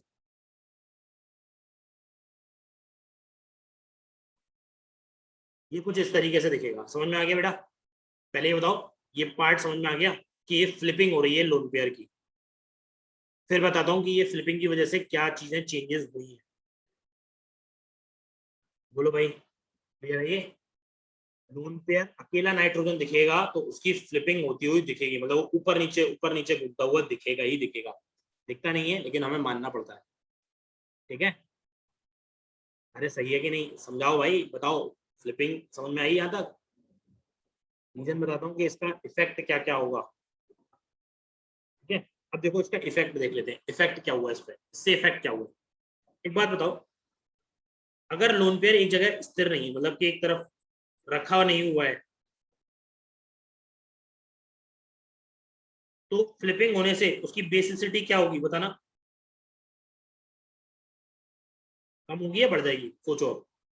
एक बार लोन पेयर ऊपर था तो हाइड्रोजन भैया हमारा H पॉजिटिव भाई यहाँ आया, उसने देखा यहाँ अटैक कर सकते हैं, और जैसे ही यहाँ आया वो तुरंत इसमें चेंज हो गया, फिर उसको लगा यार यहाँ तो गड़बड़ हो गई, फिर कहता है वो यहाँ चलते हैं, जैसे ही यहाँ पहुंचा फिर उसको यहाँ से यहाँ कन्वर्ट हो गया, फिर कहता है यहाँ नहीं, यहाँ यही करना पड़ेगा। तो इसको तो पागल बना रहे हैं, है कि नहीं?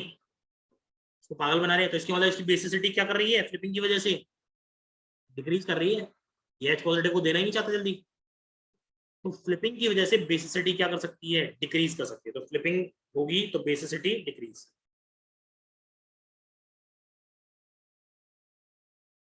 देखो मैंने जो लिखा है उसको समझ लेना ढंग से, फ्लिपिंग होगी तो बेसिसिटी डिक्रीज, ऐसा मत कर देना कि बेसिसिटी डिक्रीज तो फ्लिपिंग हो रही है।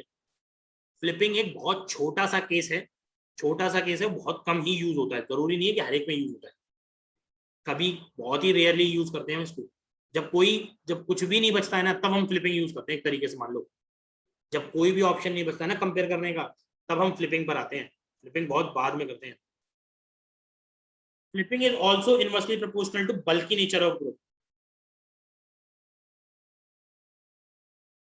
बल्की नेचर ऑफ ग्रुप। देखिए मैंने क्या लगाया है, मैंने हाइड्रोजन, ट्यूटेरियम और ड्यूटेरियम लगाया हुआ है, ये तो बहुत हल्के हैं, यहाँ पे भारी भारी लटका दो, कोई दमदार आदमी लटकाओ यहाँ पे, अब बेचारा नाइट्रोजन इसको उठा के ऊपर तक लेके जाएगा तो उसको एनर्जी ज्यादा चाहिएगी, एनर्जी ज्यादा चाहिएगी, तो जैसे अगर बल्की ग्रुप लगा हुआ तो फ्लिपिंग क्या करेगी, फ्लिपिंग क्या करेगी, फ्लिपिंग डिक्रीज कर जाएगी, कम होना हो जाएगी, है ना? तो बल्की ग्रुप होगा, जितना ज्यादा बल्की ग्रुप उतना फ्लिपिंग कम, फ्लिपिंग उतनी ही कम होती जाएगी। समझ में आ गया बेटा? समझ में आ गया? तो सर अगर मतलब बल्कि नेचर ऑफ ग्रुप्स लगे होंगे तो मतलब हमारी बेसिसिटी भी मतलब इंक्रीज हो सकती है ना? हाँ बिल्कुल बिल्कुल, क्योंकि अगर बल्कि हाँ नेचर जी, ऑफ ग्रुप होगा, फ्लिपिंग कम होगी तो बेसिसिटी इंक्रीज कर जाएगी, उस केस में हम बोलेंगे ये बात तो। हाँ ठीक है सर। फ्लिपिंग तो होगी, लेकिन ये देखो ना, फ्लिपिंग धीमे धीमे होगी, बहुत धीमे धीमे होगी, बहुत धीमे धीमे, है कि नहीं? तो देखा है ना, कोई मोटा आदमी जैसे मैं, मुझसे कहो दौड़ने की तो मैं बहुत तेजी से नहीं दौड़ पाऊंगा, लाइक तुम सूखे पतले, तुम तेजी से दौड़ जाओगे, ये रीजन है ना, बल्कि नेचर है तो बेचारी का फ्लिपिंग भी ऐसे ही है, फ्लिपिंग वैसे ही है जैसे दौड़ने का, वैसे तो मैं दौड़ लेता हूँ, ऐसा कोई बात नहीं है, ठीक है? चलो नेक्स्ट देखते हैं, क्वेश्चन देख लेते हैं थोड़ा सा, इसको इसमें 3-4 एग्जांपल करा दूंगा तो आपको और क्लियर हो जाएगा। क्वेश्चन देखिएगा, विच ऑफ, आप बताइएगा, which compound will show flipping.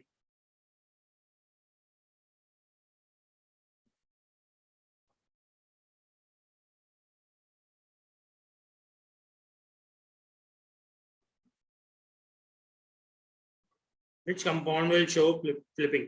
कौन सा कंपाउंड आपका फ्लिपिंग शो करेगा, बस आपको चेक करना है और कुछ खास नहीं है। एग्जांपल नंबर 1, फ्लिपिंग तो हो ही जाएगी, लेकिन बस ये है कि ध्यान रखना कम हो जाएगी जब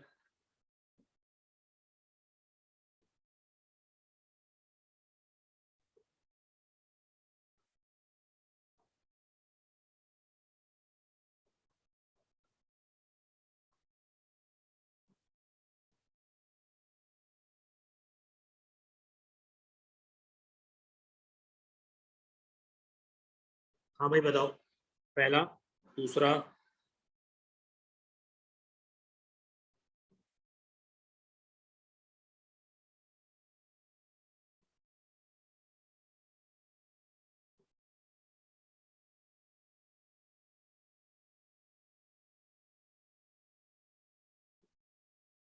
बताओ भाई पहले वाले में फ्लिपिंग होगी या नहीं?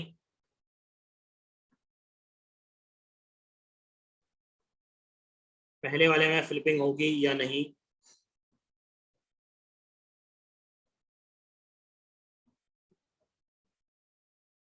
बोलो भाई पहले वाले में फ्लिपिंग होगी या नहीं? सारी कंडीशन फुलफिल कर रहा है भाई, sp3 हाइब्रिडाइज्ड है, बीच में जाते हुए sp2 वो पहुंच सकता है, sp2 होना जरूरी भाई, ट्रांजिशन स्टेट sp2 है तो ट्रांजिशन स्टेट sp2 हो जाएगी, कोई दिक्कत नहीं है। 5 मेंबर की रहेंगे तो बहुत बड़ा एंगल स्ट्रेन का दिक्कत भी नहीं होने वाला है इतना। तो फ्लिपिंग पॉसिबल है, फ्लिपिंग पॉसिबल है कि नहीं भाई? फ्लिपिंग पॉसिबल है, बता दिया फ्लिपिंग पॉसिबल इसमें, सही है कि नहीं बताइए,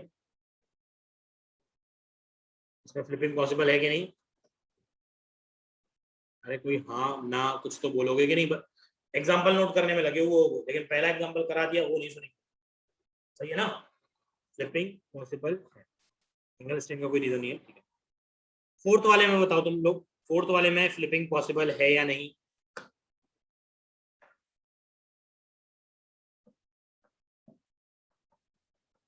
फोर्थ वाले में बताओ, फोर्थ वाले में फ्लिपिंग पॉसिबल है या नहीं? एक आंसर, एक आदमी लिख रहा है आंसर, बाकी तो बस सुबह सुबह से हैं, खोए खोए से हैं बेचारे, जिंदगी अब जी चुके हैं, ऐसा लग रहा है उन्हें जिंदगी जी चुका हूँ मैं, अब कुछ नहीं हो सकता है जिंदगी का।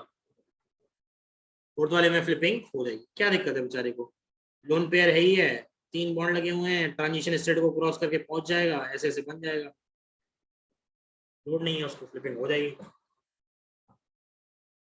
नेक्स्ट बताइए, सेकंड वाला बताइए, सेकंड वाला फ्लिपिंग शो करेगा या नहीं? नहीं आप थर्ड वाला बताइए यार, पहले थर्ड बताओ, थर्ड वाला बताओ, थर्ड वाले का आंसर पहले चाहिए। फोर्थ में होगी, थर्ड वाले में, थर्ड वाले में होगी या नहीं? तो कह रहा है नहीं, प्रखर कह रहा है नहीं। sp3 तो है थर्ड, मैं sp3 का क्या मना कर रहा हूँ, मैं तो बस पूछ रहा हूँ होगी कि नहीं। होने के लिए वो ट्रांजिशन स्टेट होती हुई चली जाए, मेरे लिए तो होगा नहीं, मेरे को क्या दिक्कत है, मैंने तो तुम ऊपर ही बताया, ये ट्रांजिशन स्टेट बनती हुई दिखती है, ये तो बनेगी तभी तो जाएगा ना उधर, हो जाएगी, मैं कब मना कर रहा हूँ, करवाओ तो सही। हाँ भाई थर्ड वाले में फ्लिपिंग हो जाएगी कि नहीं, बाकी लोग, कोई लोग बता रहे हैं यार, कोई यार बता नहीं रहा, वंश कह रहा है नहीं होगी, और कोई? तो थर्ड वाले में क्यों नहीं होगी? अच्छा गोविंद तुम बताओ, गोविंद थर्ड वाले में होगी कि नहीं?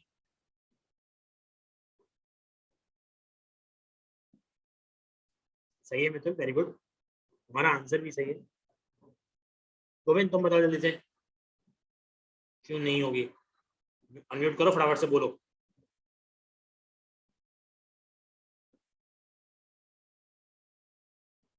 अरे जल्दी बोलो यार गोविंद, तुम नहीं बोलोगे तो मैं दूसरे से पूछूंगा। चारू तुम बताना।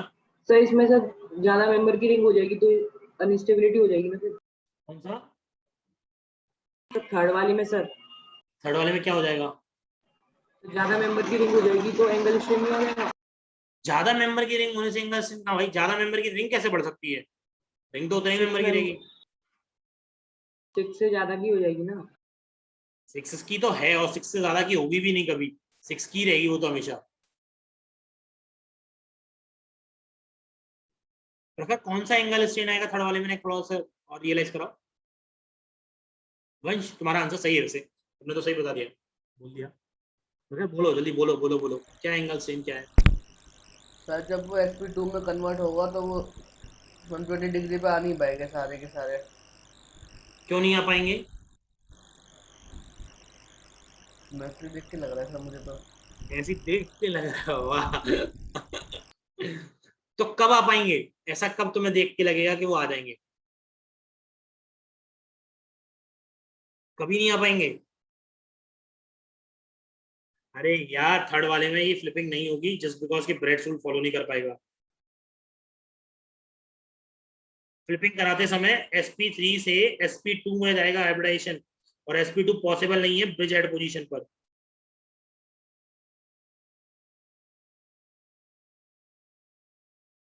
जब तक कि 8 मेंबर की रिंग ना हो जाए।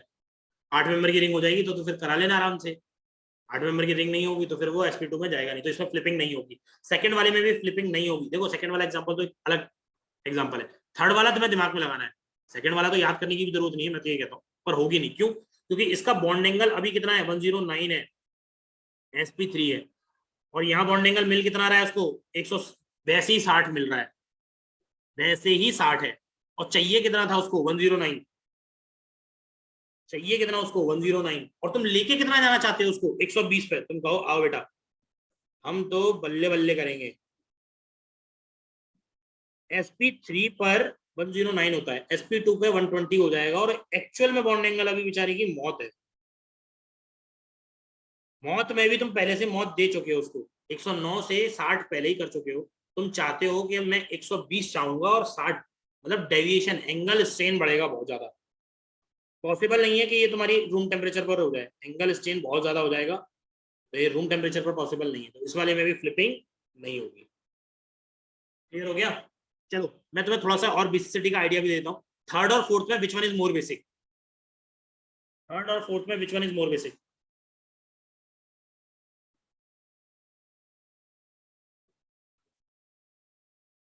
पता तो चलेगा ना कि भैया बेसिसिटी कैसे लगा पा रहे हैं। थर्ड और फोर्थ में विच one is more basic? Third. क्यों? क्योंकि इसमें देखो सारी तरफ में हर एक ग्रुप है, देखो 2 ईटी है, ईटी है, ईटी है, यहाँ पर भी ईटी है, ईटी है, ईटी है। कोई ऑप्शन नहीं है मेरे पास और कोई कंपेयर करने के लिए, सिवाय क्या कि भैया ये लोन पेयर लोकलाइज्ड है, फिक्स है, और ये बेचारा क्या करेगा, फ्लिपिंग करेगा। फ्लिपिंग करेगा तो फिक्स नहीं है, तो ऑर्डर में आ जाएगा किसका, थर्ड की बेसिसिटी ज्यादा होगी as compare to, due to flipping. अब ऐसा क्वेश्चन होगा तो आपको ये कंपेयर करना पड़ेगा, ये बहुत आसानी से हो जाएगा।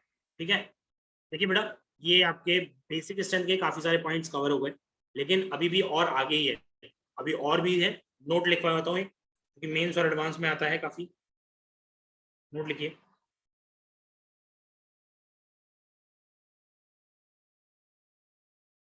ये क्वेश्चन है जो मेंस और एडवांस के लिए आता है, मेंस एंड एडवांस में पूछा जाता है। अब तो इतने सारे ऑप्शंस हैं पूछने के लिए कि वो कहीं पर भी किस तरीके से भी पूछ सकते हैं, है कि नहीं? सिंपल तरीका, बहुत ही सिंपल है, कोई है नहीं। ऑर्डर याद रखते हैं सीधे सीधे, देखो कैसे, आर एन आर डैश और आर डबल डैश, ये है आपका 3 डिग्री माइन, आपको पता है ये 3 डिग्री माइन है। फिर होता है R N H R dash, कुछ भी लगा लीजिए, कोई दिक्कत नहीं है, मैंने तो ग्रुप अलग अलग लगा रहा हूँ वैसे तो भी। ये है आपका 2 डिग्री माइन।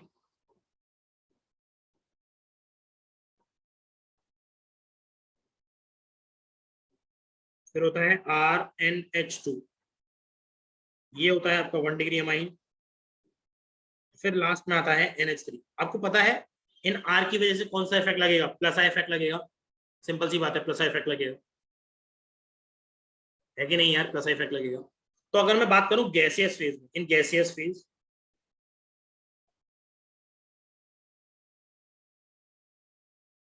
जब कुछ नहीं है, ये हवा में उड़ रहे हैं, तो बेसिसिटी का ऑर्डर क्या होता है? बेसिसिटी का ऑर्डर होगा भैया 3 डिग्री, फिर 2 डिग्री, फिर 1 डिग्री, और फिर होगा अमीन NH3। पहले ये बताओ किसी को ऐसा है कि जिसको ये समझ में नहीं आए, क्योंकि ये याद करने के लिए नहीं है, ये तो होता है, ये हमें पता है। देख लो, देख लो भैया, समझ लो, ये तो होता है, ये हमें पता है ऑलरेडी, ये याद करने के लिए नहीं है, कतई नहीं है, बिल्कुल भी नहीं है। दूर दूर तक नहीं है ये। अरे ये बताओ सर यार। आपने बेसिसिटी का वो लिखा है ना कि 3 डिग्री का सबसे ज्यादा बेसिक है, फिर 2 हाँ फिर 1। क्योंकि वो बेटा ये तीनों क्या लगाएंगे, प्लस आई इफेक्ट लगाएंगे यार। ये अपना प्लस आई इफेक्ट, यहाँ पे प्लस आई इफेक्ट, यहाँ पे प्लस आई इफेक्ट, और प्लस आई इफेक्ट की वजह से तो बेसिक स्ट्रेंथ बढ़ती है। ठीक है। Okay sir. हाँ तो ये तो तुम्हें पता ही है, 3 की वजह से बढ़ रही है या 2 की वजह से बढ़ रही है, तो 3 की वजह से ज्यादा बढ़ेगी, 2 की वजह से कम बढ़ेगी। तो 321 तो ऑर्डर एक जनरल ऑर्डर है, ये तो पता ही है मैं, ये ऑर्डर हो सकता है। ठीक है, लेकिन ये ऑर्डर चेंज हो जाता है एक्वस सॉल्यूशन में। अगर इन एक्वस सॉल्यूशन बात करें, इन एक्वस फेज, देखिए मैं आपको बता दूं, आपसे एक्वस फेज ही पूछेगा, ये भी दिमाग में रखिएगा, बहुत इंपॉर्टेंट है ये। अगर मैं इसको एक्वस फेज में डिसॉल्व कर देता हूं, और अगर आर की जगह आप, आर की जगह फिक्स है, आर की जगह आप CH3 लिख दीजिए। अगर मैं आर की जगह आपका CH3 ले लेता हूँ, आर को ले लेता हूँ CH3, CH3 है ये भाई, ध्यान रखना ये,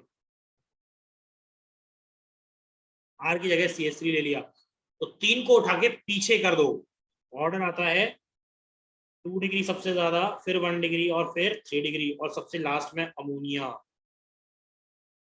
ये एक्वस सॉल्यूशन में ऑर्डर आता है, ये रट्टा मारना भाई साहब, रट्टा मारना है। अगर आर को उठा के CH3 की जगह ET कर दोगे, अगर आर हो जाएगा तुम्हारा ET, इथाइल, तो ऑर्डर फिर अलग आता है, वो आता है 2 डिग्री, फिर आता है 3 डिग्री, फिर आता है 1 डिग्री, और लास्ट में आता है अमोनिया। ये ऑर्डर, वो 321, फिर 213, फिर 231, इस तरीके से ऑर्डर आएगा। ये रीजन है इसका, और आपसे यही दोनों पूछेगा, और यही है आपके सिलेबस में, यही दोनों पूछेगा आपसे। ये रीजन है ड्यू टू हाइड्रोजन बॉन्डिंग। जैसे ही एक को सॉल्यूशन में डालोगे, हाइड्रोजन बॉन्डिंग हो जाएगी। 2 डिग्री में और 1 डिग्री में हाइड्रोजन बॉन्डिंग हो सकती है, 3 डिग्री में हाइड्रोजन बॉन्डिंग नहीं होगी। CH3 का तो यही रीजन पे है, दोनों रीजन बता रहा हूँ। ड्यू टू, ये ऑर्डर आता है due to hydrogen bonding,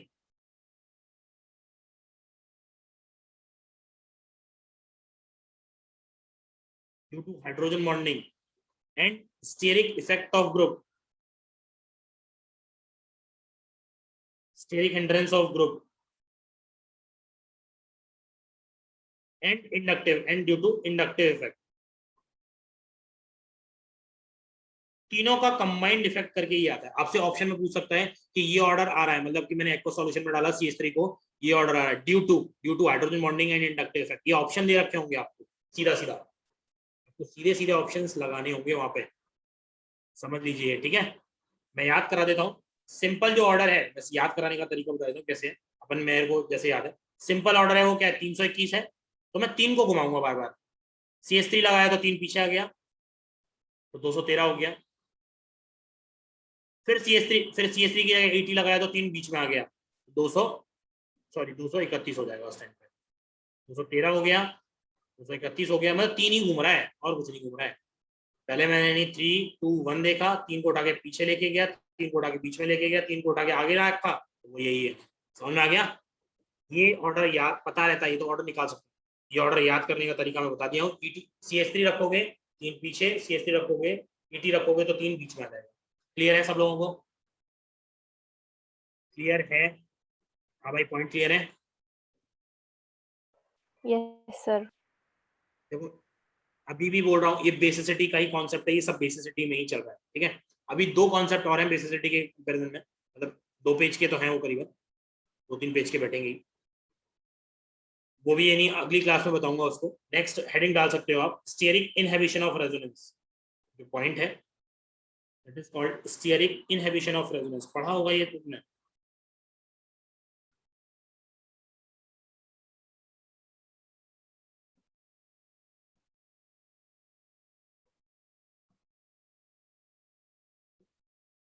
stearic inhibition of resonance मतलब स्टीयरिक क्राउडिंग की वजह से रेजोनेंस का ना हो पाना, that is called SIR effect, SIR effect, है ना। Steric inhibition of resonance, steric crowding की वजह से रेजोनेंस का ना हो पाना, that is called steric inhibition of resonance. इसको अगली क्लास में पढ़ाऊंगा, सो डोंट वरी। अभी आपको किसी को कोई डाउट है तो आप पूछ सकते हैं मुझसे, इसमें किसी को कोई डाउट है पूछ लीजिए। भागने की जल्दी हो तो भाग जाइए, मेरे पास अभी 3 मिनट है, मैं स्टिल 3 मिनट पहले क्लास हो रहा हूँ। किसी को डाउट है तो पूछ लो।